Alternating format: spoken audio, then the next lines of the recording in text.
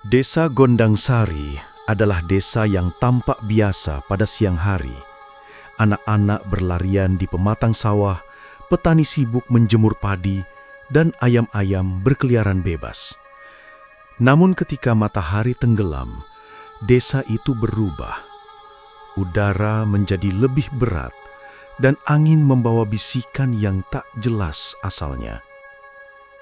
Di ujung desa, berdiri sebuah warung kecil milik Mak Lijah, seorang janda paruh baya yang dikenal ramah, selalu tersenyum saat menyuguhkan kopi hitam panas untuk siapapun yang singgah. Warungnya dulu ramai oleh para petani yang pulang dari sawah atau para pemuda yang sekadar nongkrong. Sekarang, kursi-kursi itu dibiarkan kosong. Hanya suara jangkrik yang menemani Mak Lijah setiap malam. Ia duduk menatap pintu kayu yang setengah terbuka, berharap ada satu saja orang yang datang. Tapi yang ia dapat justru hal-hal aneh yang membuatnya merinding belakangan ini. Pernah suatu malam, sepiring pisang goreng yang baru saja ia angkat dari penggorengan, tiba-tiba sudah berlendir dan berbau busuk, padahal baru semenit ia tinggal ke dapur. Lain waktu, uang hasil penjualan yang ia simpan di laci raib tanpa jejak. Dan yang paling sering, suara langkah. Pelan, seperti kaki tanpa alas berjalan di sekitar warung. Ceklek, ceklek. Lantai kayu itu berderak seolah ada seseorang sedang menginjaknya. Setiap kali Mak Lijah menoleh, tak ada siapa-siapa. Malam itu, Mak Lijah menutup warung lebih awal. Saat sedang mengunci pintu, tiba-tiba terdengar suara seseorang dari belakang. "Kamu masih berani buka warung di sini?" Mak Lijah melonjak kaget. Ternyata Mbok Sarni, tetangganya yang terkenal suka menyimpan cerita-cerita lama desa. Mak Lijah menghembuskan nafas lega. "Astaga Mbok, bikin saya hampir copot nyawa saja." Mbok Sarni tidak tertawa. Wajahnya justru tampak serius, bahkan pucat. "Lia," suara Mbok Sarni bergetar. "Kamu harus tahu, tanah tempat warungmu berdiri itu ada penunggunya." Mak Lijah terdiam, perlahan merasakan punggungnya dingin. Angin malam mendesir lewat celah-celah papan warung, membawa aroma tanah basah dan bau anyir samar. "Dulu, sebelum kamu bangun warung di sini, ada kuburan tua. Dan katanya yang dikubur di sini tidak pernah tenang." Mak Lijah tercekak. Penunggunya tidak suka tempat ini ramai, tidak suka manusia berkumpul, tertawa. Mbok Sarni mendekat, berbisik tepat di telinga Mak Lijah. "Kalau kamu terus buka warung di sini, yang hilang bukan cuma uangmu, tapi kamu." Malam semakin sunyi, seolah seluruh desa menahan nafas. Dan dari balik pintu warung Mak Lijah yang baru terkunci, tok, tok, tok, seperti ada yang mengetuk dari dalam. Sejak malam ketika Mbok Sarni memberi peringatan, kejadian-kejadian ganjil tidak mereda, justru semakin menjadi-jadi. Suara langkah itu kini terdengar bukan hanya di warung, tapi juga di rumah kecil Mak Lijah yang letaknya tak sampai 100 meter dari sana. Setiap malam, Mak Lijah mencoba memejamkan mata, tapi telinganya menangkap dengungan lirih seperti seseorang berbisik di dekat bantalnya. Kadang samar, "Lia, sini." Kadang jelas sekali, seakan ada yang berdiri tepat di belakangnya. Pada suatu dini hari, saat ia terbangun karena merasa kehausan, Mak Lijah melangkah ke dapur. Cahaya bulan menerangi lantai melalui celah jendela. Namun, ketika ia membuka kendi, ia melihat sesuatu bergerak di sudut ruang. Bayangan hitam berukuran seperti manusia merayap di dinding. Mak Lijah terperanjat, kendi terjatuh dan pecah.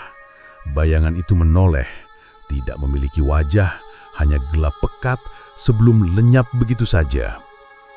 Kabar aneh tentang warung Mak Lijah menyebar cepat.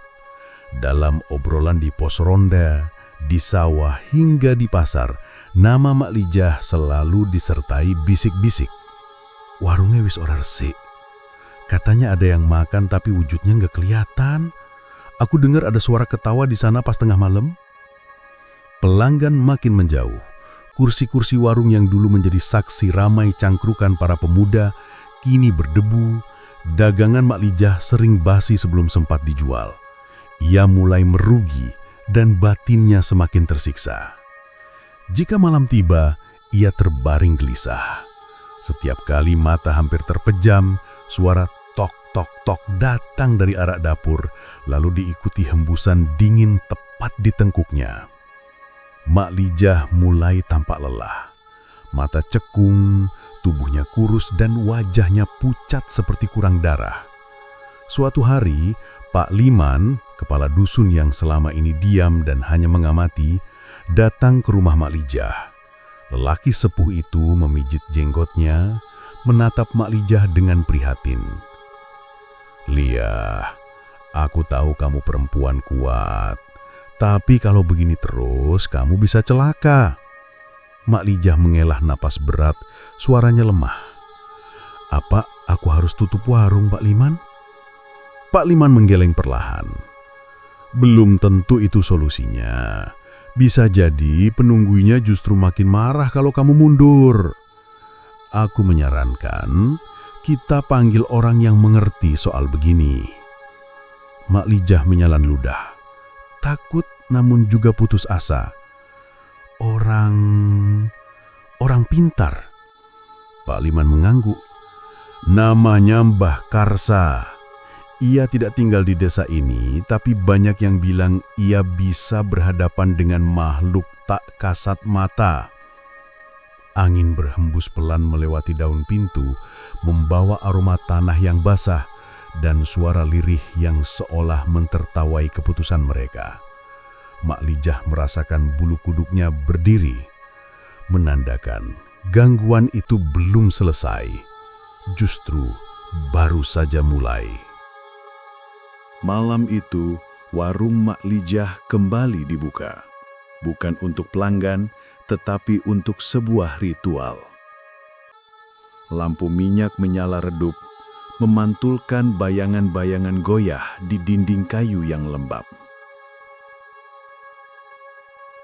Ki Wasto, seorang dukun sepuh yang wajahnya seperti ukiran waktu, datang membawa tas anyaman berisi botol-botol kecil, bunga 7 rupa, dan segenggam tanah merah. Tubuhnya kurus, tapi matanya tajam, seperti menembus kegelapan itu sendiri. Mak Lijah menatapnya dengan gugup, sementara Pak Liman berdiri di sisi warung menjaga keadaan. "Kue kudu tenang, Liah," ucap Ki Wasto tanpa menatapnya. "Opopun sing terjadi, ojo nganti kue mundur." Mak Lijah hanya mengangguk meski lututnya bergetar. Ritual dimulai. Ki Wasto menancapkan beberapa paku besi di sudut warung sambil melafalkan mantra kuno yang terdengar seperti bisikan dari masa yang jauh. Asap dupa mengepul, menyelimuti udara dengan aroma menyengat yang membuat kepala Mak Lijah terasa ringan. Suara serangga dan malam mendadak hilang. Sunyi. Terlalu sunyi. Ketika Ki Wasto menaburkan tanah merah ke lantai, tiba-tiba, duk! Sesuatu menghantam dari bawah papan warung, seperti ada yang mencoba keluar dari dalam tanah. Mak Lijah menjadi tertahan. Pak Liman mencabut keris kecil dari pinggangnya, bersiap. Ki Wasto melanjutkan mantra dengan suara yang lebih keras, tapi napasnya mulai tersenggal. Bola matanya bergerak gelisah, seolah melihat sesuatu yang tidak dapat dilihat manusia biasa.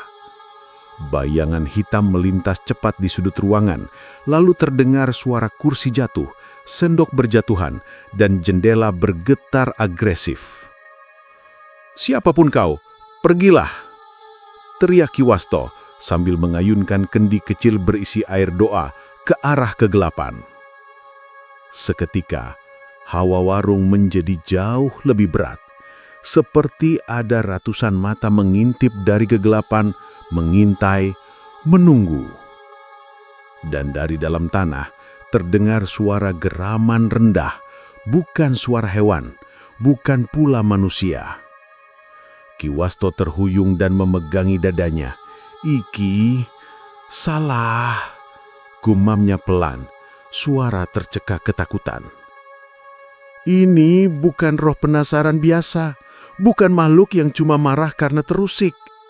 Ia memandang Mak Lijah dan Pak Liman dengan sorot panik yang belum pernah mereka lihat sebelumnya. "Koe wis bangunke seng ora kudune tangi." Kalian sudah membangunkan sesuatu yang seharusnya tak pernah terbangun. Mak Lijah menempelkan tangan ke mulutnya, air matanya hampir pecah. Jadi ritual ini bisa menghentikannya." Kiwasto menggeleng pelan, sangat pelan. "Ora, ritual bariki justru buka lawange." Jendela warung tiba-tiba terbanting terbuka. Angin hitam berdesing masuk, meniup lampu minyak, hingga padam. Dalam gelap pekat yang menelan mereka, ada tawa. Tipis, samar, namun jelas sekali berasal dari sesuatu yang merasa menang. Ritual yang dilakukan Kiwasto bukannya meredam teror, melainkan membuat semuanya meledak tanpa kendali. Gangguan itu kini berubah semakin brutal. Malam setelah ritual, tiba-tiba kompor di warung menyala sendiri, meski tak ada api yang mendekat.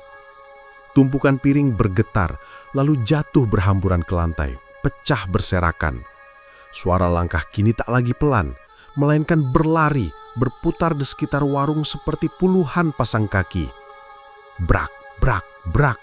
Pintu dan jendela dihantam keras dari luar, seolah gerombolan tak terlihat berusaha masuk.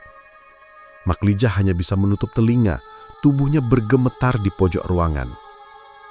Keesokan harinya, kabar buruk menyebar lebih luas. Warga Gondang Sari kini bukan hanya enggan mampir, mereka mulai tidak berani melewati jalan depan warung saat malam.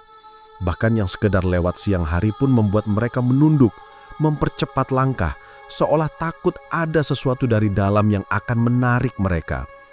Warung Mak Lijah menjadi titik yang dikutuk dalam peta kecil desa itu. Di rumahnya, Mak Lijah juga tak mendapatkan ketenangan. Ketika ia terpejam, mimpi buruk itu datang berulang kali. Dalam mimpinya, ia berada di halaman gelap. Di hadapannya berdiri seorang lelaki bermata merah, darah menetes dari pelupuknya.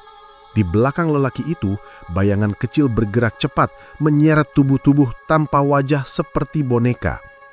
Mak Lijah selalu ingin berteriak, namun lidahnya terasa membeku. Setiap kali ia terbangun, tubuhnya basah oleh keringat, nafas terengah seperti baru kabur dari maut. "Aku gak kuat lagi." Mak Lijah memeluk dirinya sendiri, bahunya bergetar. Ia tidak lagi berani membuka warung saat malam, bahkan siang pun terasa berbahaya. Semua dagangan yang ia siapkan basi sebelum tersentuh. Uang tabungannya menipis, harapannya pun ikut terkikis. Akhirnya, dalam keadaan putus asa, Mak Lijah membuat keputusan yang berat. "Aku tutup dulu warung ini." Suara Mak Lijah pelan, tapi penuh kepasrahan. Pak Liman hanya bisa mengangguk, meski sorot matanya menyiratkan kekhawatiran yang lebih besar. Mak Lijah menatap papan warung yang ia pasang dengan tangannya sendiri bertahun-tahun lalu. Ia meraba permukaannya yang mulai lapuk, lalu menutup pintu dengan hati yang terasa seperti ikut terkunci di dalam. Namun ia tahu, menutup warung tidak akan menghentikan apa yang sudah terbangun. Ketika malam kembali datang, Mak Lijah duduk di tepi ranjang, memejamkan mata sambil berdoa.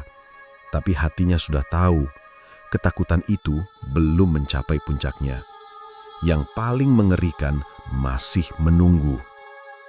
Senja baru saja turun ketika seorang lelaki asing memasuki desa Gondang Sari.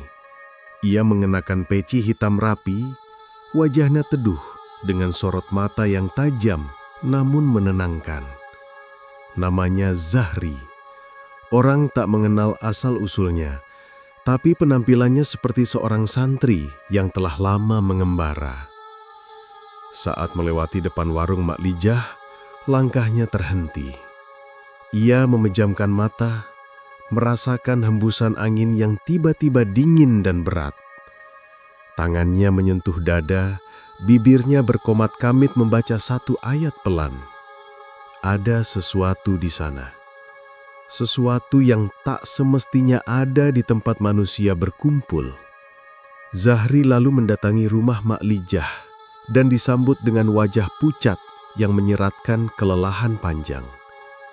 Ibu terlihat ketakutan, ucap Zahri pelan. "Apa saya boleh tahu apa yang terjadi?"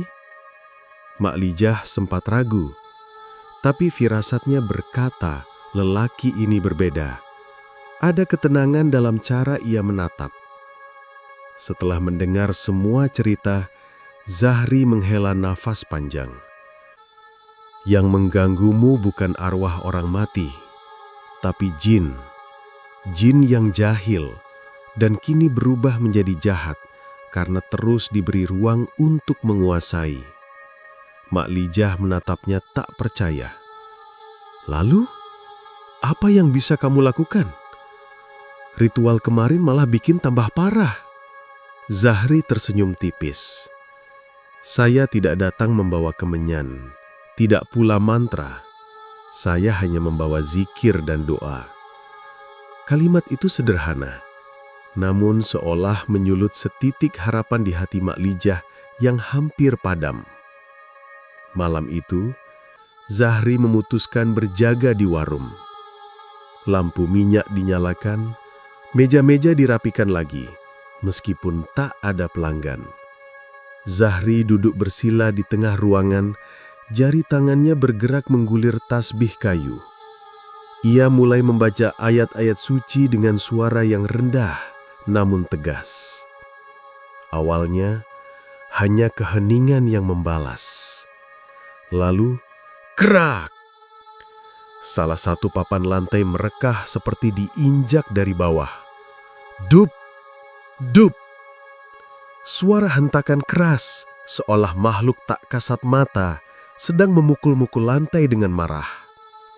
Cahaya lampu goyah, udara makin dingin, seolah seluruh panas ditarik dari tubuh manusia. Zahri tak menghentikan zikirnya, bahkan suaranya semakin mantap. Dari sudut warung, bayangan hitam merayap di dinding. Lalu suara itu terdengar. Grrr!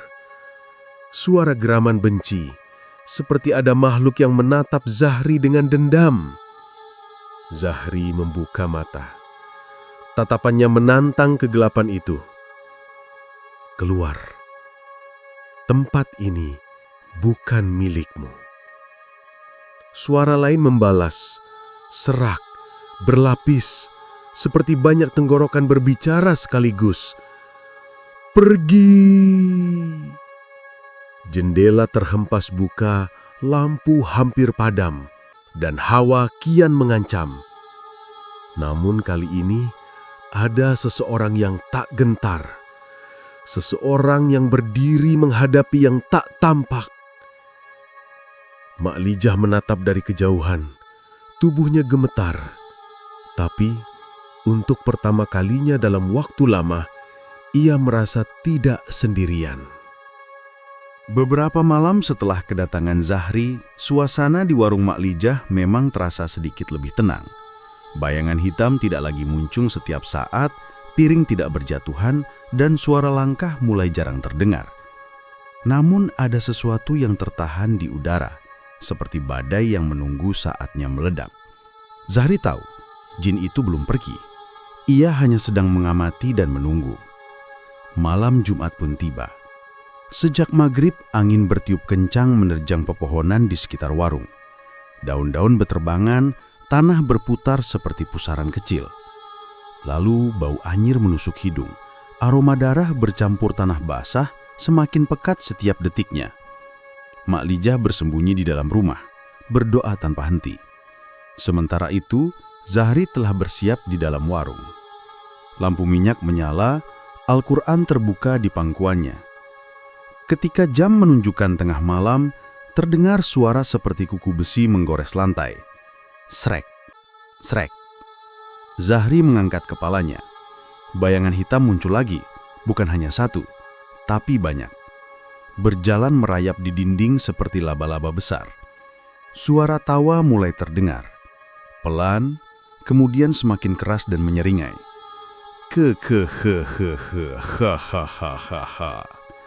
Bangku terlempar ke udara dan menghantam tembok. Piring beterbangan seperti dilempar tangan tak terlihat. Api dari lampu minyak meloncat, menjalar ke meja dan tirai jendela. Warung Mak Lijah berubah menjadi arena kemarahan makhluk tak kasat mata. Zahri tetap duduk tegap, meski panas dan angin berputar liar di sekelilingnya. A'udzu billahi minasyaitonir rajim. Doanya menggelegar di tengah kekacauan. Suara itu tidak hanya terdengar, tetapi menyerang, membelah kegelapan. Bayangan-bayangan menjerit. Tubuh hitam mereka seperti hangus oleh kalimat suci. Namun sosok yang lebih besar muncul dari lantai yang terbelah. Lelaki bermata merah, seperti dalam mimpi Mak Lijah selama ini.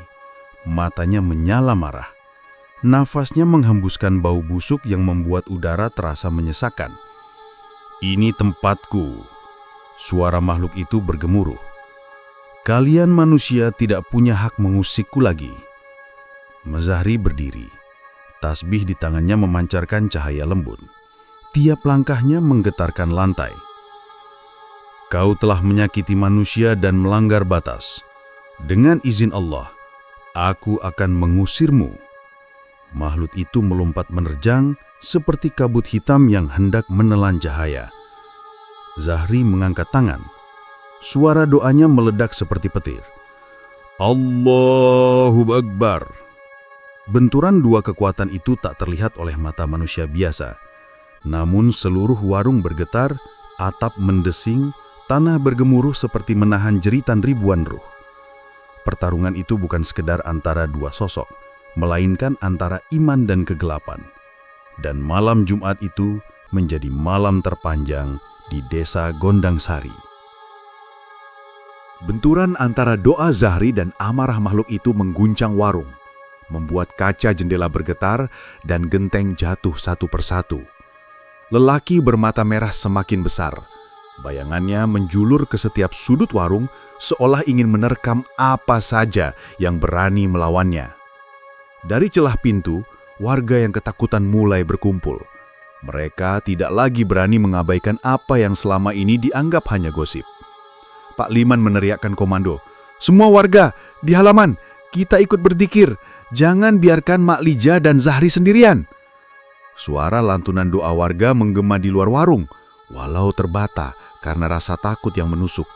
Sementara di dalam, Zahri mulai kewalahan, nafasnya terengah, tasbihnya bergetar di tangan. Makhluk itu menyeringai, suara tawa menyayat. "Manusia lemah, tempat ini milikku. Aku diberi makan ketakutan kalian." Zahri melirik Mak Lijah yang meringkuk ketakutan di sudut ruangan. "Bu, saya butuh ibu. Ibu yang punya warung ini. Doanya akan lebih kuat dari saya." Mak Lijah gemetar. Tangannya dingin. Namun ada sesuatu dalam tatapan Zahri, sebuah kepercayaan yang membuat Mak Lijah merasa ia masih punya kuasa atas hidupnya. Dengan suara parau dan air mata bercucuran, Mak Lijah mengangkat tangannya. "Ya Allah, lindungi hambamu yang lemah ini." Doa yang awalnya pelan itu perlahan berubah menjadi lantang, mengalir dari rasa takut yang berubah menjadi keberanian. Suara lantunan warga di luar ikut menguat. Makhluk itu memekik, tubuhnya berputar seperti asap panas yang terkena angin badai. Zahri mengangkat Al-Quran lebih tinggi. "Bismillah, dengan nama Allah yang Maha Kuasa. Cahaya dari ayat-ayat suci memancar, menerangi seluruh warung, menghantam bayangan hitam yang meraung menjerit. Dan di sanalah keputusan cerita bercabang menjadi dua kemungkinan.